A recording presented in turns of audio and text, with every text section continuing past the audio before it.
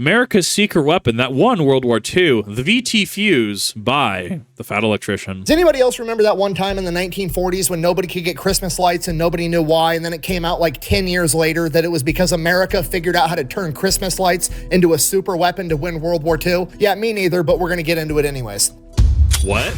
Today we're talking about the single most impactful weapon of World War II that gave the Allied forces an unprecedented advantage over their enemies. And before you say it, no, it is not nuclear bombs, okay? By the time nuclear bombs were dropped on Japan, it was not a question of who was going to win the war, it was a question of how was America gonna end it, and America chose to close it out with a bang. If you're not picking up what I'm putting down, I'm trying to tell you that the weapon that we're talking about today is the weapon that got us to the grand finale, not the grand finale itself, and that weapon is the VT Fuze, aka the proximity fuse. And we're gonna get into it right after a word from our sponsor.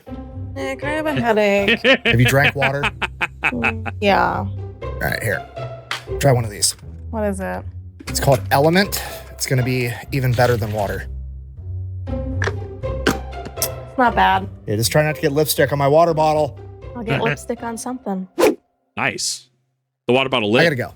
This video is brought to you by Element. Okay, look, I'm gonna keep this simple. It's basically a rehydration drink, but unlike all the shit you can buy over at the gas station, it actually has more electrolytes, they're in the right ratios, and it's not full of food dyes and sugar. Okay, watch, I'm gonna read the entire ingredient list because I actually know all of these words, which right off the bat's a good sign. Okay, here we go. Sparkling water, salt, citric acid, magnesium, potassium, natural grapefruit flavor, and stevia leaf. That's fucking it. And then somehow they actually managed to make this shit taste good, okay? They've got all your normal flavors like watermelon, fruit punch, but then they also have mango chili, which is actually spicy. Then they've got chocolate, and then when you mix that with warm water, it tastes like hot chocolate. And then if you're a psychopath or if you're just ultra health-minded and you don't want artificial flavorings, you can get the raw, unflavored version that's literally just salt, potassium, and magnesium. Personally, I like that one because it tastes like commie tears. Okay, I know what you're thinking. Why on earth is some sports drink that's formulated for elite level athletes sponsoring a dude called the Fat Electrician? I've got news for you. Middle-aged fat dudes sweat too, okay? Okay, look at me. I sweat in a cold shower. Why do you think I'm wearing tank tops all the time, okay? So when I go to jujitsu 5 times a week to pretend like I'm Joe Rogan or Jocko Willink for an hour or two, I get super sweaty, then I get muscle cramps, and this shit helps. And then on top of that, I have a horrible habit of getting aggressively drunk with my friends and being hungover the next day, and this helps with that too. Okay, so if you want to give it a try, they've got it in cans, they've got it in little drink pouches. If you use my link down below, you're gonna get a free sample pack, and there's a money-back guarantee. If you don't like it,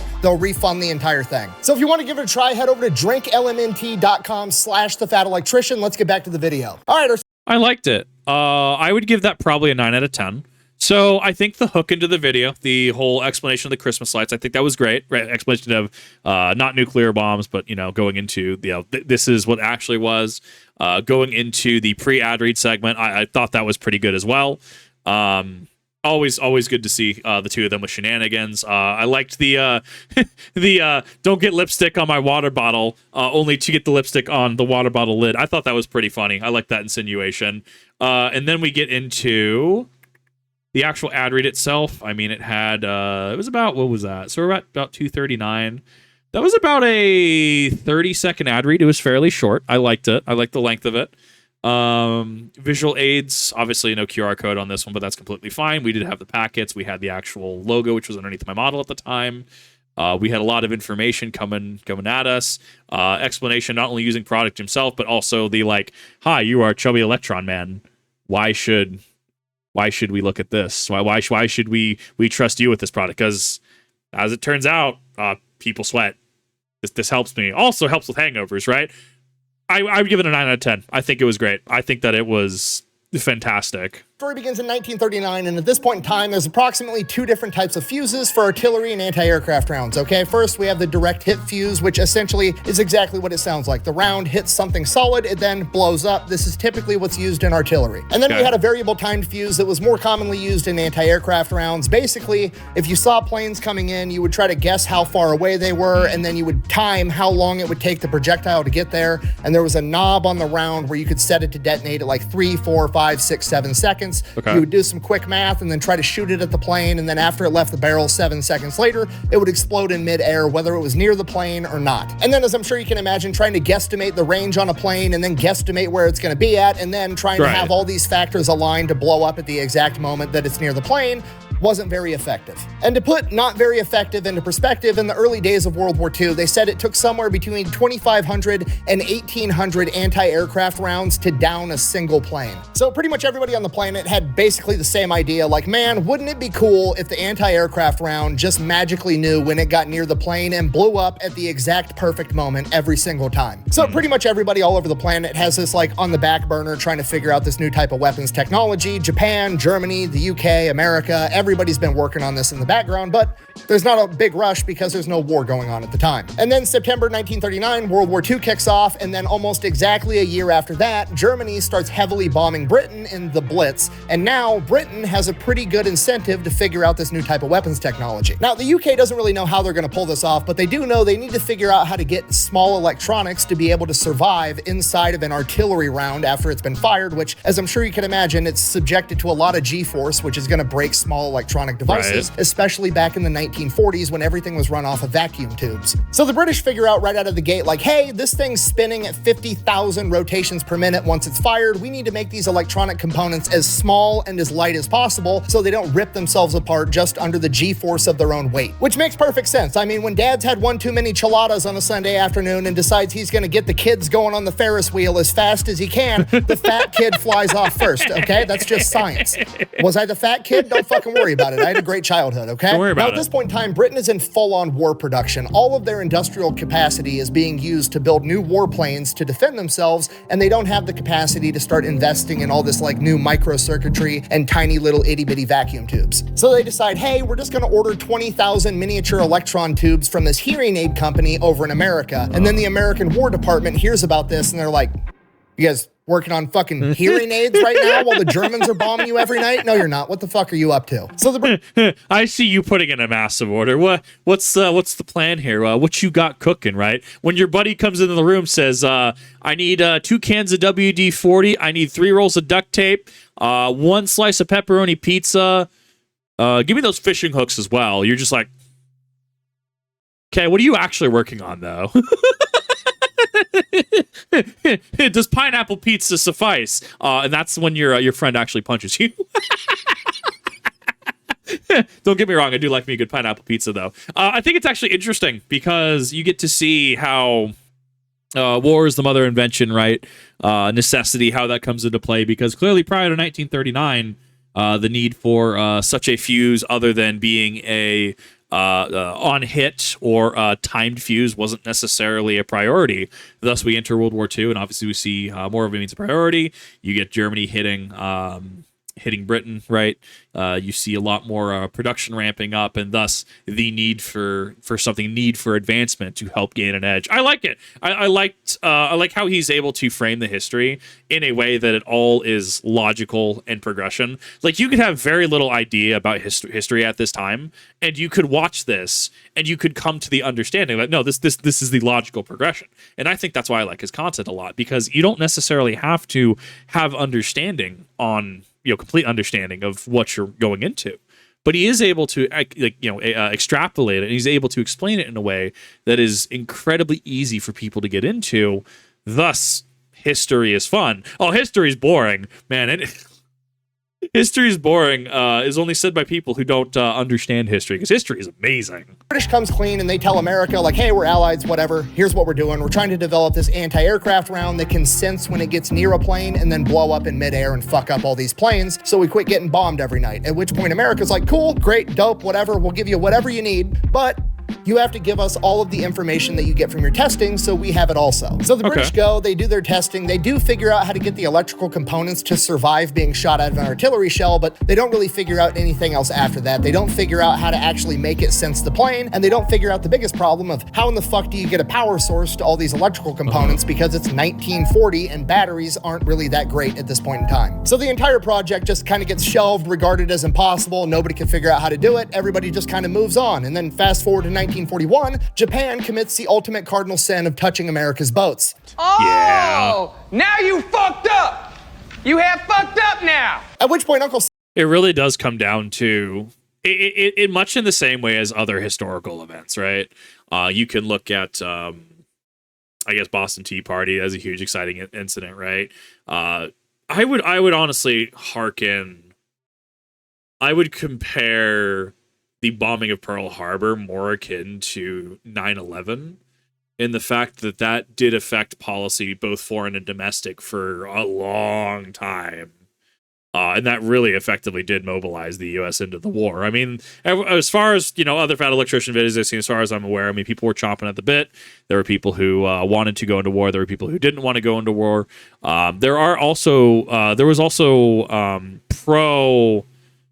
weren't there pro-Nazi groups as well in America at the time?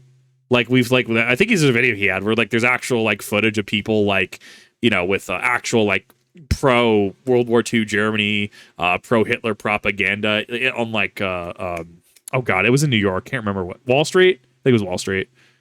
Anyways, it's interesting to look back at a time capsule from that era and how kind of polarized people were, and then we get to Pearl Harbor and we see just a massive shift. Which is really funny because we really just liken all of this into someone touched our boats.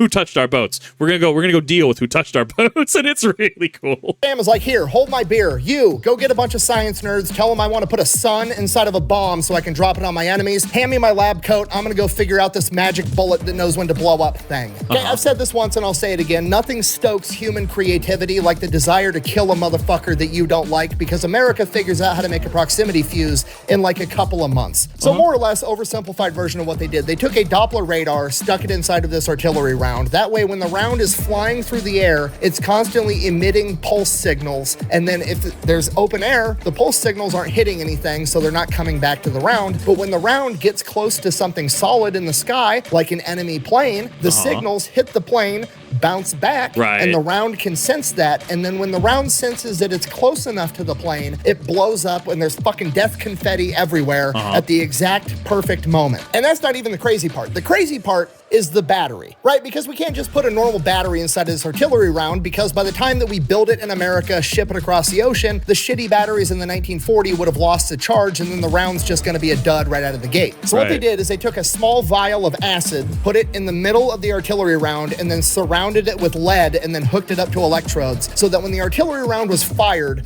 the glass would break, the acid would get all over the lead and create an electrical current to power the Doppler radar while it was in flight. Interesting. Hey, you understand what I just said? America created an artillery round that, after it was shot out of a howitzer, would manufacture its own battery mid-flight to know when to fuck up the enemy. But how long does the battery last? For the enemies in long enough. the plane, it's a lifetime supply, homie. It's the last battery they're ever gonna need. Now, to be fair, there is some obvious problems, So before we get into the next section, obviously, yeah, I mean, okay, but what about longevity? It doesn't matter. It's there. Is the round still intact when it gets there? Is the funny vial of acid still intact? Yes? Cool. The round's good. I'm sure there may be rounds that maybe weren't good, or maybe rounds that... and then you get into proper storage, proper maintenance, proper care rounds, whatever. Right? I mean, that's tangential to the conversation, right? It lasts long enough. That's it. That's the one. I think that is a relevant I think that's a relevant call-out by any means, because there are people who are going to think that. Well, it's not going to last forever. Yeah, it's meant to just go. To just fire the round. The round will eventually, dolphin sonar at whatever it needs to hit and get close enough. That's all that you need it to do. Which does actually raise the question in regards to, what is it, chaff and stuff, anything thrown off of the aircraft. Would that be the relevant counter to this? I feel like that might be where that comes into play. But then again, I also don't know how the actual military and scientific progression from this into modern technology, that is obviously publicly accessible. I'm sure there's stuff that's under Black Ink, NDA, OPSEC. I don't really care about that. It's not my specialty. But it is interesting to see how arms do develop, and it makes me curious if what the countermeasures to this kind of round will be from the Axis powers in this time frame. Also, yeah, I mean, warfare is just science and math, if we're being completely honest, right? Take a sword. What are you using a sword for? Take a long sword, right? Well, you're using math because you're trying to get the correct angle to kind of stab at your opponent, right? You're using science to have better metallurgy. You're able to use it to have different designs, say on your crossguards and stuff like that. You're applying physics in regards to disbursement of force. Think like Japanese Kapatowari helmets, right? Where it can't necessarily find an edge if it hits the helmet on the top, right? Warfare is just science and math. Hottest take you'll hear all day. Like having a small vial of glass being the only thing that's standing between you and an artillery round blowing up the second it gets near anything solid is kind of terrifying. As I'm sure you can imagine, transporting that would be a nightmare because if one of those things breaks, you're gonna blow up the entire truck. So as a safety mechanism, they actually ended up cutting little tiny wafers of lead and stacking them all along the vial. And then if the vial broke, it would just kind of like leak out and it wouldn't do anything. But when it was shot out of a gun, the 50,000 rotations a minute would have enough centrifugal force to make the lead fly out and in between all the lead wafers, and that's how it would power. So the shell's only gonna go off when it's spinning after it's been fired out of a gun. So America's done it. We've essentially made magic bullets, and now America is gonna do what America does best. We're gonna tie up this solution in bureaucratic nonsense so that nobody can use it. Son of a bitch. Wow. Okay.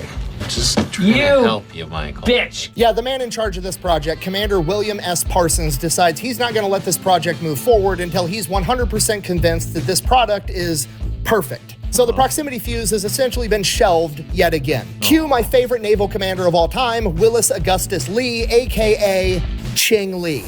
Yeah! Yeah! What a cool dude. I did a whole video on this guy a while back. If you haven't seen it, I highly recommend you go watch it because he's absolutely incredible. But the real quick and dirty of it is this guy has these super thick glasses because when he was in like 7th grade, he got bored and built a bomb that blew up in his own face and permanently damaged his vision. So naturally, he then went on to become a 5-time gold medalist sharpshooter in the Olympics. He then went on to become a strategic genius in the Navy. He is the reason that every single American naval vessel in World War II is absolutely covered in anti-aircraft guns. Using his sharpshooting experience, he is the one that figured out and developed the calculations for a battleship battery to take into account the Coriolis effect, or the rotation of the Earth in targeting data. And he is also the one that pioneered being able to shoot at an enemy using nothing more than radar, even when you can't see the enemy. The man is a prodigy that changed warfare forever. And at this point in time, early 1942, essentially right after Pearl Harbor, Ching Lee was given orders to basically go around the Navy and just cut through red tape and unfuck everything to get the entire Navy as ready as possible for war. And even though he had the authority to cut through red tape, the problem was this was 1942. You couldn't send a text message, you couldn't send an email. Everything was done by either handwritten or typed letters, and then you had to stamp everything with like priority, urgent, standard, telling the mail carrier in the military, like, how quick does this letter need to get where it's going? And urgent, being the fastest option, wasn't fast enough for Ching Lee. So he went and had his own custom rubber stamp made, and he used red ink, and in all caps, his rubber stamp said, frantic. So that way, every time Ching Lee had a project that he wanted to get pushed through the Navy as fast as possible, he would stamp it with a big red frantic, and then every paper pusher in the Navy has that come across their desk, and they're like, oh shit, oh fuck, I've never seen anything labeled frantic, and they grab it, and that is now their sole mission in life, to get this to the next place. So all his— I really love that he did this. I feel like you would get in so much trouble, especially in modern military. I feel like you would get in a lot of trouble for that. But man, this is mwah, chef's kiss. This is peak. shit gets done super fast. So as soon as Ching Lee hears that we've essentially made magic artillery shells tied up in bureaucratic nonsense, he gives it the old frantic stamp and pushes it right along, saying, and I quote, "We're looking for a workable solution, not a perfect one." So it immediately goes into testing, and its first test is to have an anti-aircraft battery on the ground firing at a bunch of radio-operated drones above, and these proximity fuses absolutely crush these drones, okay? The only person disappointed was the commanding officer of the drones, because he was mad they were shooting down all of his drones. You ruined my free toy! Great, next phase of testing takes place in August of 1942. They take the proximity fuses out in the USS Cleveland, and they're gonna try to shoot down drones over the ocean. This testing is slotted for 2 full days, and they've got 3 drones to shoot down, okay? Bear in mind, the British are reporting back that it's taking approximately 1,800 anti-aircraft artillery rounds to down a single enemy plane. So, with one ship shooting at 3 different planes, this should take a while. Testing ended up getting cut short because the USS Cleveland shot down all 3 drones with the first 4 rounds fired. Statistically speaking, this should have taken between 5,000 and 6,000 rounds, and it took 4. So obviously at this point, America's all in. Call up Rosie the Riveter. We've got something new to make. The whole 9 yards, right? Now the problem is, how the fuck are we gonna mass produce this thing, right? Because we're using these tiny little tubes that were used from hearing aids, and hearing aid manufacturing isn't that big at the time. We're not gonna be able to mass produce this thing. So the government goes out to General Electric, which coincidentally is the the biggest manufacturer of Christmas lights on the planet at this point in time, and is like, here's the deal. You're not making Christmas lights anymore. You're gonna take those little Christmas lights, and instead of putting a little light filament in there, you're gonna fill it with this acid, and then you're gonna seal off the other end, and you're gonna give it to us, and you're gonna shut the fuck up about it, okay? Nice. At which point GE is like, cool, government contracts are awesome. Now we've got the manufacturing, and we can mass produce this thing. This is I like it. It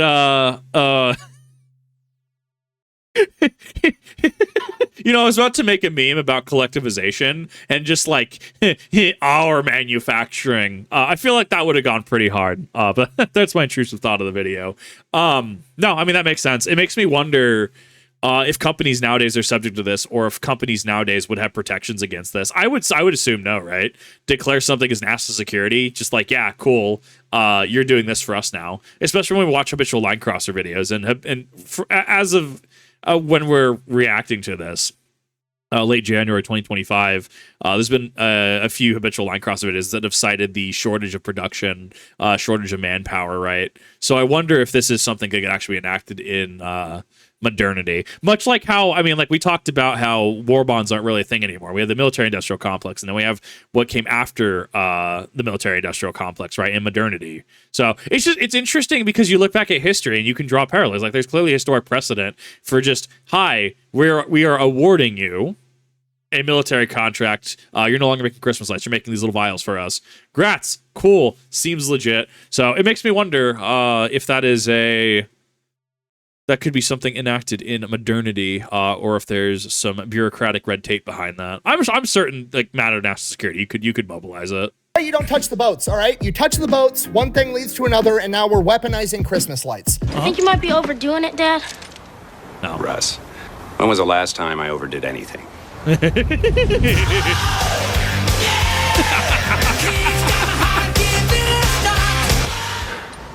Okay, seriously though, this is absolutely huge. This has to be top secret. Nobody can know about this. Even the dudes in the anti-aircraft battery don't know that they're firing a proximity fused ammunition. They just know that suddenly overnight, they got like 20 times better at their job. And because this technology absolutely cannot fall into enemy hands, it becomes standard practice that they're only allowed to shoot proximity fused ammunition over water. So the only people that are gonna have access to this are the Navy, and then we're also gonna give it to the British over in England because their anti-aircraft defenders are firing out over the English Channel, so any duds are going to land in the water and sink to the bottom of the ocean and ideally be unrecoverable. And then there's a lot. That also becomes the question as well, what is the failure rate on this? Because I'm assuming there will be duds, or there can be duds, especially when you're mass producing this, right? That also gets into the funny, the funny controlling information aspect of it, right? Where you start looking at, well, just the mere presence or sight or acknowledgement of something like this could be enough to tip off your enemy, right?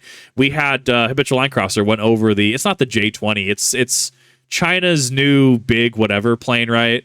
But I mean, reasonably, there are mathematicians and scientists out there that could look at, well, because of the shape of this plane and because of this is the footage we have and because it's going from point A to point B in X amount of time, we can deduce that at the very least this is what's happening. We can deduce that as 3 engines. We can deduce that this is how it's right. Like just the sheer like showcasing of it is enough to give the right people enough of an understanding that of what something is capable of, or how to do it, or even how to replicate it even. So it's interesting to think about, because we look at the Enigma machine in World War II, right?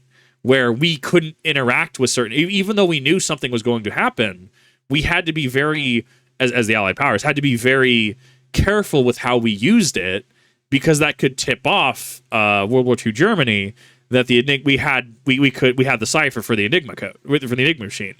Therefore, they would just make a new cipher, and thus we could put a lot more at risk. It had a 5 to 10% dud rate. That's pretty high, but I mean reasonably, right? Like going from 5 to 6,000 rounds shooting down 3 planes down to 4 shells. That's still reasonably good.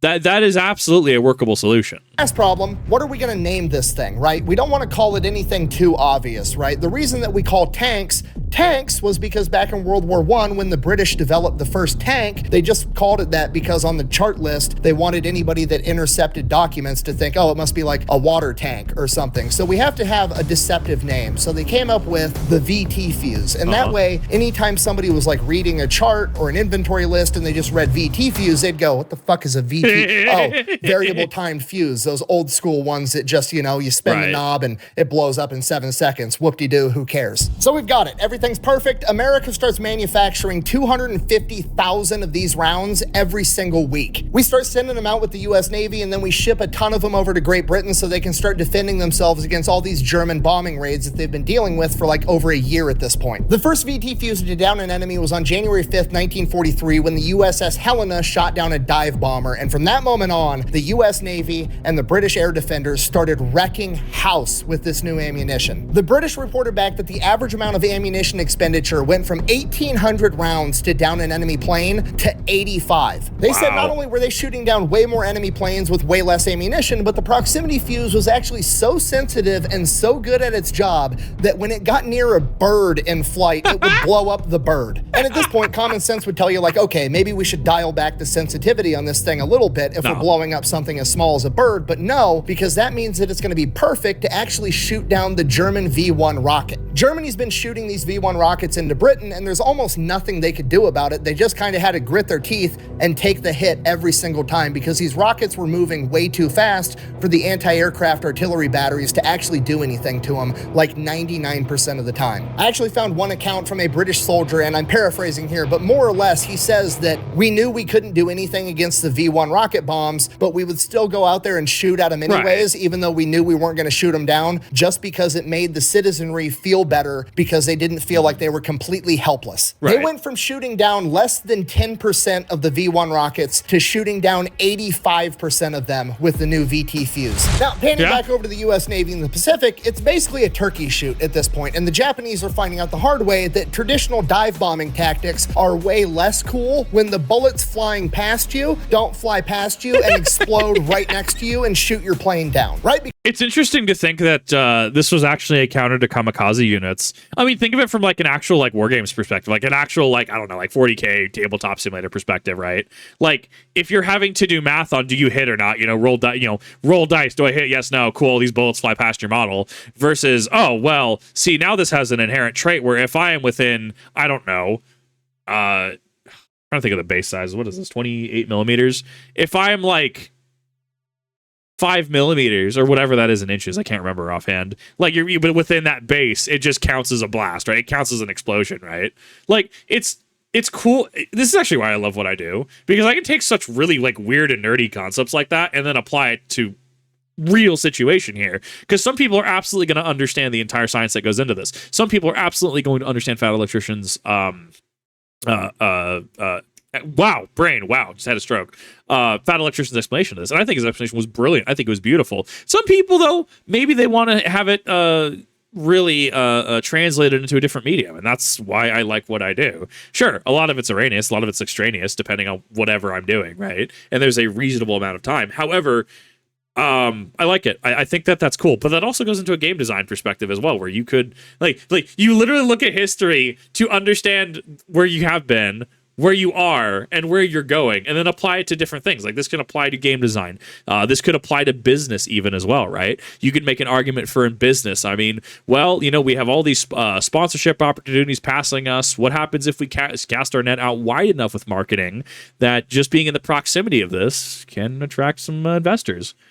Really cool, interesting. Because that's what they've been used to the entire time. When they were getting shot at with actual variable timed fuses that had a secondary timer, the fuses were either blowing up way in front of them or they'd fly right past them and blow up behind them, and they were typically fine. But now, all of a sudden, for no reason from their perspective, all of the fuses are blowing up at the opportune moment every single time. The Americans are shooting down so many Japanese planes that they're literally running out of planes and pilots. And over the course of a little bit over a year, they've basically completely run out of of experienced pilots because they don't do what the Americans do, where they're like, oh, we've got a really good, seasoned, experienced pilot. We're going to pull him out of combat, send him back to go train all the new guys, so all of our new guys are up to a higher standard. No, most other militaries don't do that. They're just constantly sending in their best guys every single time. And because of that, after about a year and a half of the VT Fuze being used in combat, not only is there no good Japanese pilots left in combat, there's no good pilots left on the back end to train all the new guys. Right. So now their entire Air Force is just completely crippled. And this is why by October of 1944, the Japanese resorted to kamikaze attacks, literally just bolting young men into the cockpit of a plane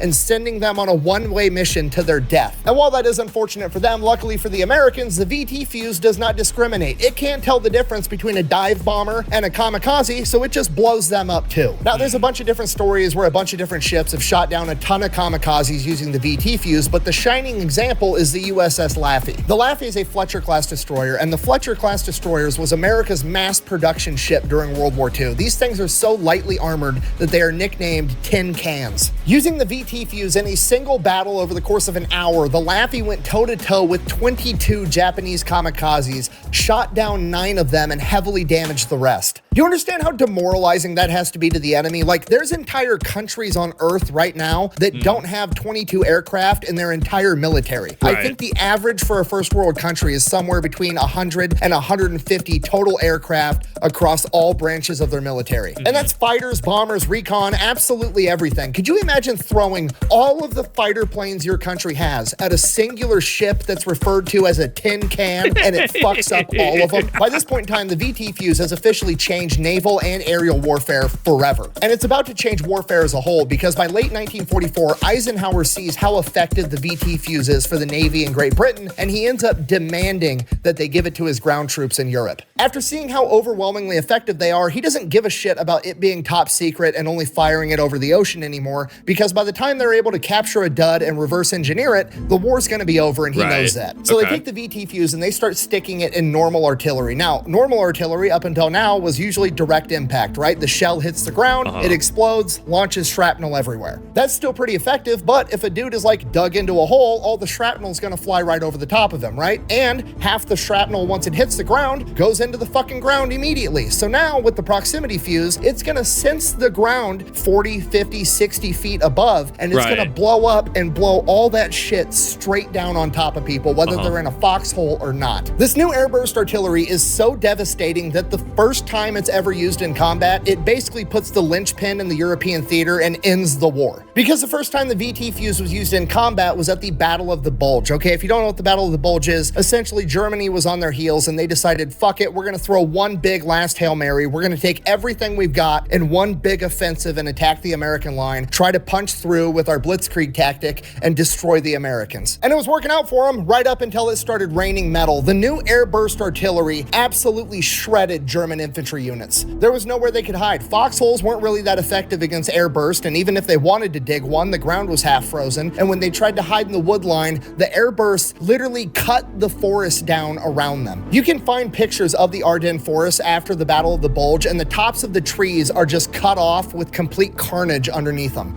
But chubby electron guy's exaggerating. The VT Fuze wasn't that big of a deal, and it didn't make a huge impact at the Battle of the Bulge. Buh. You know what? Fine. Don't take my word for it. I wasn't there. Let's see what General Patton had to say about it. And I quote, "The funny Fuze won the Battle of the Bulge for us. I think when all the armies get this shell, we will have to devise some new method of warfare." I love that.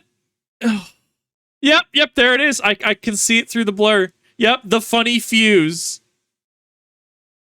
That, oh my god, yes. Oh, that's so perfect. I love that this official correspondent saying the funny Fuze. Oh my god, that is peak. Just yeah. This thing was actually just devastating. If this is, when everyone's got this, we gotta figure something out. This is peak. Yeah. First So yeah, party while source. nuclear bombs ended World War II in the Pacific theater in particular, they are not the weapon that got the war to its end. That credit belongs to the VT Fuze in both the European and the Pacific theater. Okay. And for that reason, it is the most important weapon of World War II. Real quick, I do have to give a special thank you because this video would have never happened if it wasn't for Fort Sill, the home of the artillery down in Oklahoma. In particular, Corey, the curator over at the Air Defense Artillery Training and Support Facility, which is basically a museum for the history of American air defense weapons platforms, Right. and the Proximity Fuse was one of probably 200 exhibits there. Me and my friend Ethan, also known as Habitual Line Crosser here on YouTube, got together and we're making a new Pepperbox exclusive show where we get to go around the country and tour military museums and learn from the curators at those museums. Yep. And here's the teaser for that. Training support facilities are not open to the public, and they are basically facilities that we can bring in soldiers to instill a little bit of esprit de corps to them. And Congress finds themselves looking down the barrels of too hot 40 millimeters. When you hurt Congress, that's going to be the end of your program. It worked perfect. Why are they mad? It hates piles of shit. It's awesome. This is my new favorite tank. There's nothing funnier than just America being like, this is cool. We're going to take it and put it in a museum. And that's a large blow up of the day that Japan fucked around. We get to the find out phase. section. Yeah, find out just past us. Suck that, German engineering. Can't build a prox fuse, can't win a world war. Fucking sucks to suck. No, you can get these on eBay too. I mean, about what, 42,000? Oh, you shouldn't have told him that. I know, right? Are you getting an M45 now? I mean, Maybe. I'll put all the money we make from this for the next 10 years towards it. Telling me size doesn't matter. It's how you use it. Exactly. That's exactly it. It's all about how you use it. So that's also what someone with small rockets would say. Yeah, exactly. Lick it. We See that? Yeah. Please don't lick the artifacts. See, now I have to because he said so, right? Like that's classic. You can't tell me not to lick it, okay? You see the thing. I wasn't thinking about licking it until he literally said not to lick it. Information is powerful. Unfortunately, yeah. The motors need the brushes replaced. Which that's a major overhaul on that one. No, it's not. I'm an electrician. I know how to replace brushes. You know what? You are more than welcome to come here, and this is one that I'd let you work on. I think that first episode is almost 2 hours long, and it is available right now over at Pepperbox.tv if you want to go check it out. Other than that, thank you for watching. I gotta go. Yeah, worth.